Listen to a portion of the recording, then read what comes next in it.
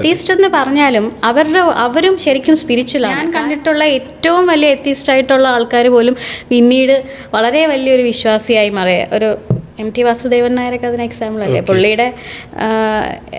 പുള്ളി ഒരു നിരീശ്വരവാദിയുടെ എക്സ്ട്രീം ആയിരുന്നു. പക്ഷേ ഈയിടെ ഞാനൊരു ഫോട്ടോ കണ്ടു ഏതോ ഒരു അമ്പലത്തിൽ, ഇല്ലേ, ഭയങ്കര വൈറലായി, കുറച്ച് നാളായി. അത് എങ്ങനെയില്ലേ, അതിപ്പോൾ ഏജ് ആയി, ചിലരത് നേരത്തെ എത്തും. ഞാൻ എൻ്റെ 30s അദ്ദേഹം എത്താൻ ചിലപ്പോൾ 70s എടുക്കുമായിരിക്കും. ബട്ട് ഡെഫിനറ്റ്ലി നമ്മൾ മരിക്കുന്നതിന് മുമ്പ് നമ്മൾ ആ ഒരു റിയലൈസേഷനിൽ പറഞ്ഞു. ഞാനങ്ങനെ ഏത്തിസ്റ്റ് ആണെന്നല്ല പറഞ്ഞത്, പക്ഷേ ഈ രണ്ട് തോട്ട്സും നമുക്ക്, അതായത് അവർ പറയുന്ന കാര്യങ്ങൾ ശരിയാണല്ലോ എന്ന് നമുക്ക് തോന്നും.